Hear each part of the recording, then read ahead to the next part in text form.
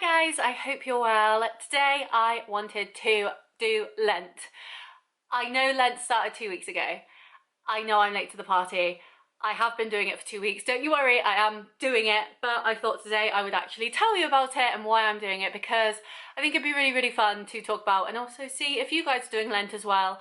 I'm not religious in any way, I just really enjoy a challenge, and I feel Lent is a great time to do a challenge because it means that you can do something for a set amount of days that is set by someone that isn't you. I feel sometimes when you do it for yourself, you're kind of like, well, why am I doing this? Like, no one actually cares and you give up. Whereas I feel with Lent, it's like lots of people give things up for Lent, and so I want to be one of them. And so, as per the title of the video, I have given up Coke for Lent. The Coca-Cola type. That's a really bad Rishi Sunak reference. I can't talk. That's a really bad Rishi Sunak reference. If you don't know, post the clip here if I can find it. But yeah, let's talk. Yeah, I'm a Coke addict. Total Coke addict. Coca-Cola addict. Yes, I was going to say. So, I have been a Coke addict since I was a child. There's going to be so many bad jokes in this video, I apologise already. But all through my life I grew up drinking Coca-Cola. It's just been part of me. I've always had fizzy drinks. There was a time where when I was a teenager I ended up in hospital simply because I was dehydrated. There was nothing else wrong with me. They did all the tests, they checked out my kidneys, they made sure everything was okay. It was literally I was dehydrated and needed to be put on a hydration drip for a little while to rehydrate.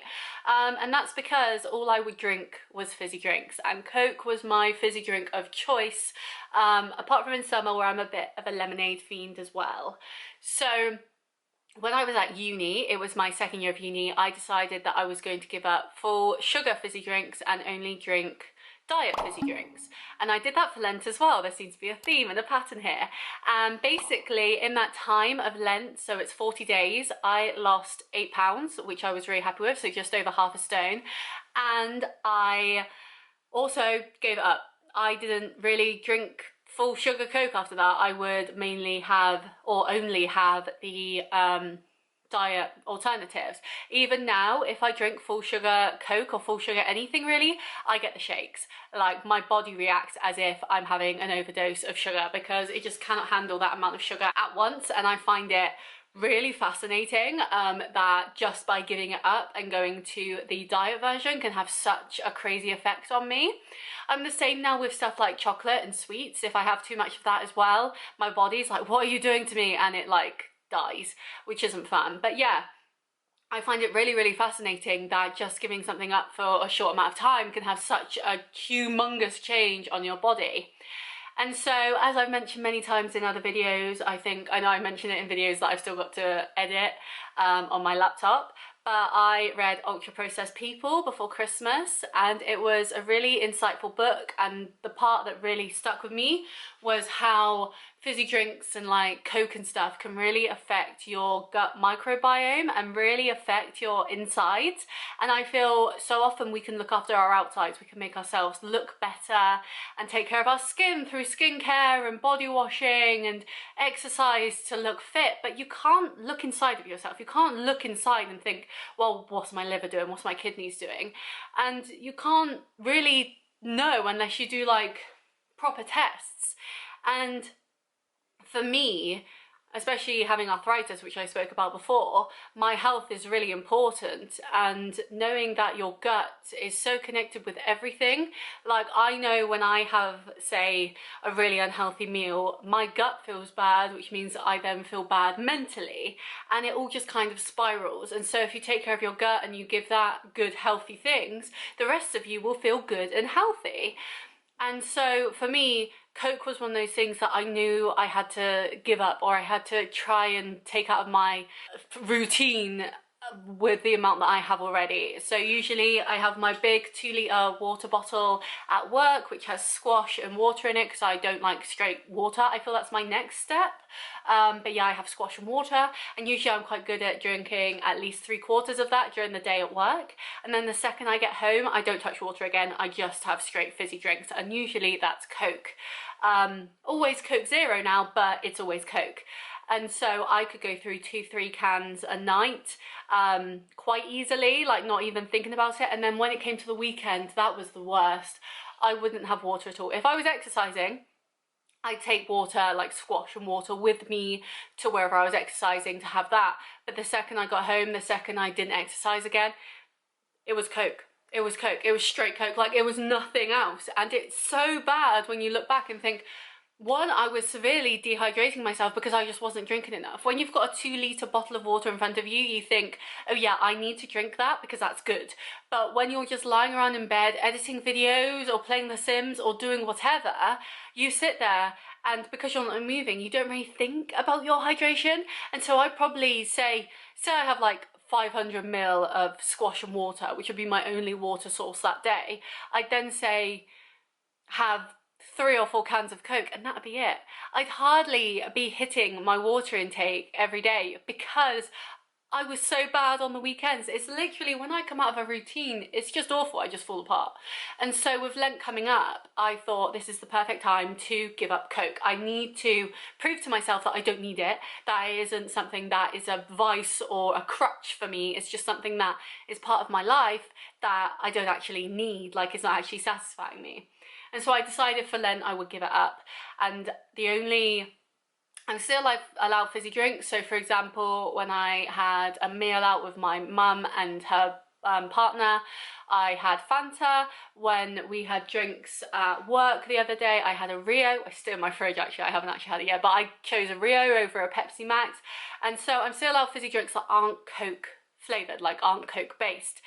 But most of the time it's sparkling water and cordial, sparkling water and squash. So I've really been enjoying lime and mint cordial with sparkling water.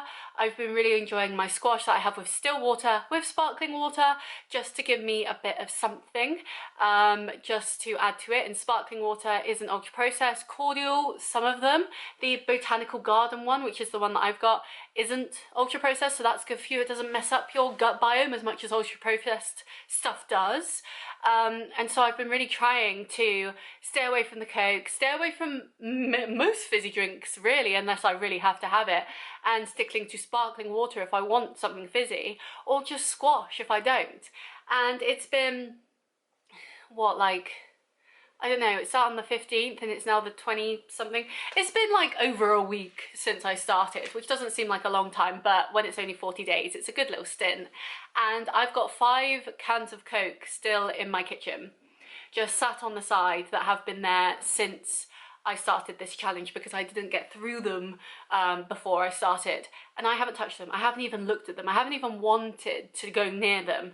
I have noticed my water intake has increased significantly. Legit, yesterday I had nearly all of my water intake on a Saturday, and I never do that. I never have that amount of water on the weekend.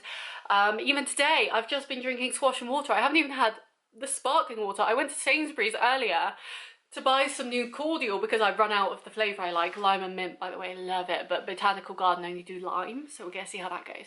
But I haven't even touched that yet. Like, I don't even want sparkling water. I'm happy with still water. And this is from a person who felt that she needed Coke to like help her through the day, needed that like sugary like sweetener fix, and now I don't. Like, it's completely changed my mindset already. It's amazing. I even had a wobble the other day. It's Twilight New Moon, if girls, if you get it, you get it, if you don't, you don't. And I was feeling really mentally bad, and I was thinking I could just have a can of Coke, but I didn't give in. I was very upset earlier this week, and even my partner was like, do you want a can of Coke to make you feel better? And even then I was like, no, because I can't. I'm not very self-motivated in the day-to-day, but when I challenge myself, I'm very motivated. Like, I'm like, I need to do this thing. And I feel Coke, do you know what I mean? Like, we all need to drink, but that doesn't mean we have to drink fizzy drinks. We can just have nice drinks. And so for me, this has been a really interesting journey already. I feel really good. I'm really intrigued to see how I get on for the rest of Lent, especially as I'm going on holiday post-Lent. Like, once Lent is over, I'm away. And so it's like, okay, I'm going on holiday, what am I going to drink then? The challenge is going to be over. Am I going to go back to Coke? What am I going to react like? The last time I went on holiday, I don't really drink a lot, and I couldn't figure out what drinks were included in the deal we got and what weren't. Alcoholic drinks. And so I would just have full sugar Coke in the evenings and be like buzzing but having a great time. And so I wonder, like, will I do that again, or will I not want it? Like, where am I at? And I think it's going to be really interesting to see how I respond to having Coke again after 40 days of just not touching it. Because when I gave up ultra processed food at the beginning, and I have kind of added a bit back in, but I'm trying to get off that again. I dipped and I need to get back up the hill again. I found that even just having like normal chocolate was weird. Like, it didn't taste nice anymore. It tasted salty and like greasy, and I just didn't enjoy it. And now I can like bang out a Dairy Milk bunny, like boom, boom, boom, done, because I've fallen down the hole of ultra processed again, which sucks. But I'm really intrigued to see how having Coke is like again, and whether I'll actually want it or not. Because I feel with anything, when you give something up, that's kind of the question at the end, is are you going to take it back up again or not? And I'm intrigued to see if I do or not, or whether I can keep up this great water habit that I've got now. And I would love my next step to be like, okay, squash is ultra processed, so let's get rid of squash. Let's go into cordial, or adding fruit to my water and letting it like, not ferment, but you know what I mean, like go together, make it taste nice. And then maybe I could go into straight water. You know, where I live, it's very chalky. We have very hard water around here, and I do worry about kidney stones. So maybe I'll have to get a filter. But I find it really interesting that this is almost like the first step in changing how I feel in terms of water intake and carbonated drinks and where I'm gonna go, because I feel if I could really bring down my Coke intake to be just like events where there aren't many other options, or when my body's like actually craving it, which to be fair, it hasn't. It's been fine. I saw loads and loads of Pepsi Maxes at B&M earlier, and all I could think about was I really want lime and mint cordial. So I think that's really good. But yeah, I'm really intrigued to see where this journey goes and whether I take up Coke or not. I think it'll be a really interesting video to look back on when it's over, to see where I'm at then, because I feel right now I'm in a really good space where I've got through Twilight New Moon, I've got through like a bit of a mental health wobble, and I haven't given in. So like the sky's my limit now. If I can do it then I can do it easily when I'm like normal. So I'm really intrigued by that. But yeah, I think it'll be really, really good. But I want to know what you guys have given up for Lent, if you've given up anything for Lent, because I feel it's such a good time to really challenge yourself and try something, because you're not on your own. There's loads of people out there that do Lent. You can find them easily on like social media and that, to follow them, to keep you accountable. I bet there's even Facebook groups about it, you know.